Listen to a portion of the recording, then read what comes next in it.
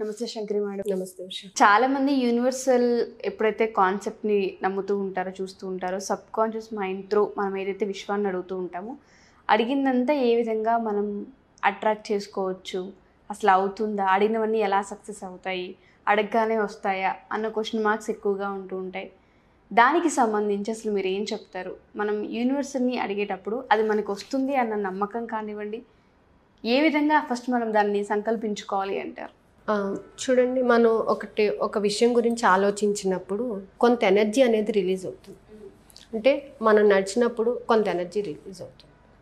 కొంత ఎనర్జీ అంటే ఒక పని చేయడానికి కావాల్సిన సామర్థ్యత కదా. అంటే మన చుట్టూ యూనివర్స్ అంతా కూడా ఎనర్జీ అనేది ఉంది. ఈ ఎనర్జీ ట్రాన్స్ఫర్మేషన్ జరుగుతుంది. ఎనర్జీ ఎక్కడికి వెళ్ళిపోవట్లేదు, కానీ ఒక స్థాయి నుంచి ఇంకొక స్థాయికి మారుతుంది. అలాగే ఇప్పుడు ఏంటంటే బస్సు వెళ్తుందండి, బస్సు రోడ్డు మీద వెళ్తుంది, ప్లెయిన్గా వెళ్ళిపోతుంది, సడన్గా ఆగిపోతుంది. అంటే బ్రేక్ వేయడం కానీ లేదా టర్నింగ్స్ రావడం కానీ జరుగుతుంది. అంటే ఇక్కడ ఏం చేశాడు, అక్కడ ఎనర్జీ ఏమైంది, హయ్యర్ ఎనర్జీ నుంచి లోవర్ ఎనర్జీకి మారిపోయింది. సో కానీ దాంట్లో ఎనర్జీ అనేది ఉంది. సో ఈ ఎనర్జీ మన ఫీలింగ్స్, మన థాట్స్ క్రియేట్ ఎనర్జీ. మన ఆలోచన విధానము, దాని మీద మనకు వచ్చేటటువంటి ఈ థాట్స్ ఏవైతే ఉన్నాయో అది కొంత శక్తిని కలిగి ఉంటాయి. ఆ శక్తి ద్వారానే మనం దేనినైనా అట్రాక్ట్ చేస్తాం. ఓకే, సో ఇప్పుడు ఫర్ ఎగ్జాంపుల్ ఇదే తీసుకుందామండి. ఇవన్నీ చాలా చక్కగా నుంచొని ఉన్నాయి ఇక్కడ, కానీ ఇప్పుడు నేను ఏం చేశాను, ఒక బాల్ తీసుకొని దీనిని డిస్టర్బ్ చేయాలని చూశాను. అంటే ఇప్పుడు యూనివర్స్లో ఇవన్నీ ఉన్నాయండి, యూనివర్స్లో ఉన్నాయి. నా థాట్ ఏంటంటే నేను దీన్ని డిస్టర్బ్ చేయాలి, నాకు అది కావాలి, నాకు ఈ పింక్ది కావాలి నాకు. సో కావాలి అని అన్నప్పుడు నేనేం చేయాలి, నా థాట్ని నేను రిలీజ్ చేయాలి. నా థాట్ని నేను ఎనర్జీ రూపంలో రిలీజ్ చేస్తున్నాను. అంటే నేను చక్కగా దాన్ని చేసినప్పుడు నాకు ఏది కావాలో దానినే నేను పొందగలిగాను కదా. అంటే నా ఎనర్జీని నేను పాస్ చేసినప్పుడు కరెక్ట్గా దేని మీద అయితే పాస్ చేస్తున్నానో దానిని నేను పొందగలుగుతాను. అలాగే మన ఎనర్జీని మనము ఒకదాని నుంచి ఇంకొక దానికి కూడా ట్రాన్స్ఫార్మ్ చేయొచ్చు. అంటే ఇదే ఫోర్స్తో మనం స్ట్రైక్ ఆఫ్ చేసినప్పుడు 2-3 పడుతుంది. అంటే ఈ ఎనర్జీ దీనికి పాస్ అవుతుంది, దీనికి పాస్ అవుతుంది, దీనికి పాస్ అవుతుంది. సో దీనిని ఏమంటారంటే ఎనర్జీ ట్రాన్స్ఫర్మేషన్ అని అంటారు. అంటే ఒక దాని నుంచి ఇంకొక దానికి ఎనర్జీని పంపించడం అన్నమాట. పంపించి, అలాగే మనము ఇక్కడ మొబైల్ మాట్లాడుతున్నాం, వేరే వాళ్ళు అక్కడ వింటున్నారు, ఏమవుతుంది, ఎక్కడి నుంచి వస్తుంది ఇదంతా? ఎనర్జీ ట్రాన్స్ఫర్మేషనే జరుగుతుంది కదా. ఈ ఎనర్జీ ట్రాన్స్ఫర్మేషన్ ఎలా వెళ్తుంది? Magnetical energy. దాంతోపాటుగా ఎక్కడో ఉన్నదాన్ని మనం అట్రాక్ట్ చేస్తున్నామా? ఎలా అట్రాక్ట్ చేస్తున్నామంటే మనము ఇవి 2 మ్యాగ్నెట్స్ అండి కదా. సో ఇవి 2 మ్యాగ్నెటిక్ ప్రాపర్టీ కలిగి ఉన్నాయి కాబట్టి అట్రాక్ట్ అయిపోయింది. మరి మ్యాగ్నెటిక్ ప్రాపర్టీ కానివి ఎలా అట్రాక్ట్ అవుతాయి? ఈ 2 మ్యాగ్నెట్స్ కాబట్టి అతుక్కున్నాయి. మ్యాగ్నెట్ కానప్పుడు ఎలా అతుక్కుంటుంది? ఇప్పుడు దీనికి అతుక్కుంటుందా? అతుక్కోదు. దీనికి అతుక్కుంటుందా? అతుక్కోదు. కానీ మీరు కాసేపు దీని మీద ఈ ఎనర్జీని స్ప్రెడ్ చేసినట్లయితే ఖచ్చితంగా అతుక్కుంటుంది కదా.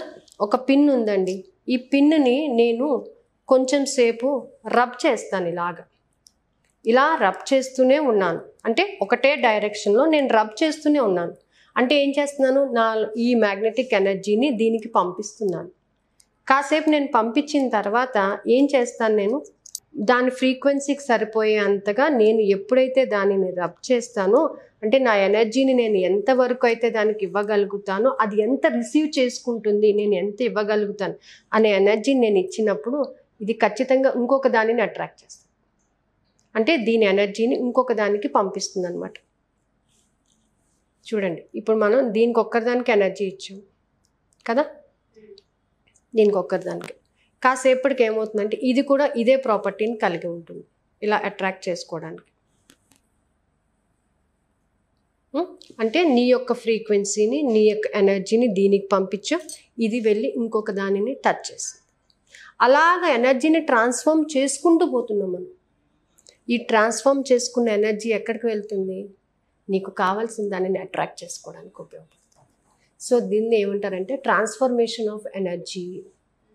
నీకు కావాల్సిన దానిని నువ్వు పొందడానికి నీలో ఉన్నటువంటి థాట్స్, ఆలోచన విధానం వల్ల పాజిటివ్ ఎనర్జీని నువ్వు పంపిస్తున్నావు.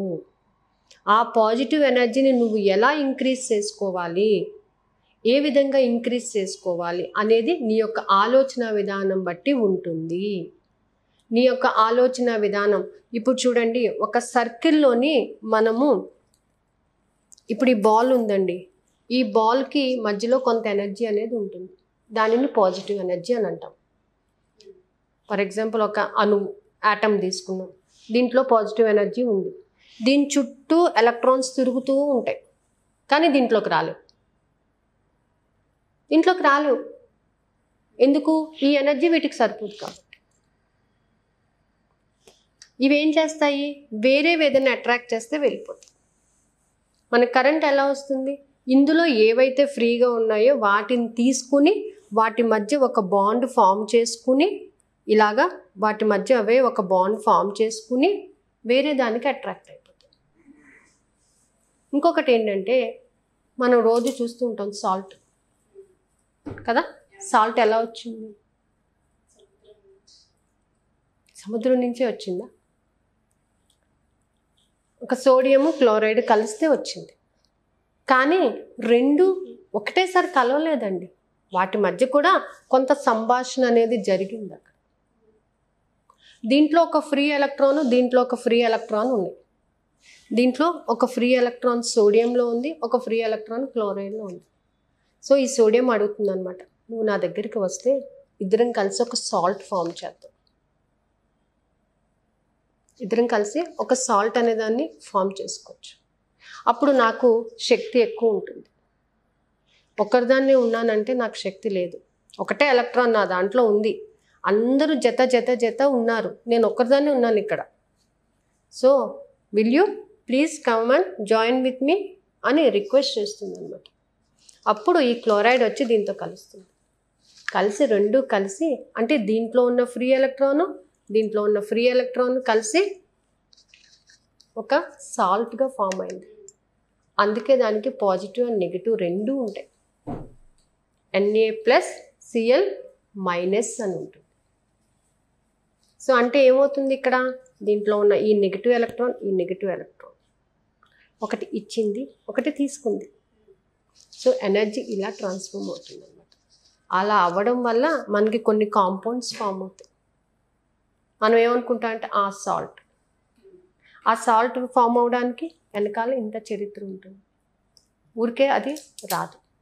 సో అలాగే మన ట్రాన్స్ఫర్మేషన్ ఆఫ్ ఎనర్జీ ఒకదానికొకటి ఆకర్షించుకుంటూ పోతుంటాయి. దాని యొక్క ఎనర్జీ పెరిగే కొంది. సో మన థాట్స్ ఎప్పుడు కూడా పాజిటివ్గా ఉన్నప్పుడు పాజిటివ్ ఎనర్జీని అట్రాక్ట్ చేస్తుంది. నెగిటివ్ థాట్, ఇప్పుడు ఇది ఉంది, ఇది దీన్ని అట్రాక్ట్ చేస్తుందా? చేయదు. Why? Because it is having the negative energy. And material కూడా దానికి సూట్ అవ్వదు. అంటే నీ ఆలోచన విధానానికి అది కరెక్ట్ కాదు. నీ ఆలోచన విధానానికి కరెక్ట్ అయినది మాత్రమే నువ్వు అట్రాక్ట్ చేయగలుగుతావు. కాబట్టి నువ్వు ఎఫర్మేషన్ ఇచ్చేది కూడా ఎలా ఉండాలి అని అంటే యూనివర్స్కి కనెక్ట్ అయ్యి నిన్ను అట్రాక్ట్ చేసే విధంగా ఉండాలి. దీనినే ఎనర్జీ ట్రాన్స్ఫర్మేషన్ అంటారు. సో మనలోంచి వచ్చేటటువంటి ఈ శక్తి అంతా కూడా వృధాగా ఎప్పుడు పోదు. ఒక స్థాయి నుంచి ఇంకొక స్థాయికి మార్చుకుంటూ దానిని మనకు కావాల్సిన ప్రతి దానిని మనం అట్రాక్ట్ చేసుకోవడానికి ఉపయోగపడుతుంది. Thank you ma'am, thank you so much.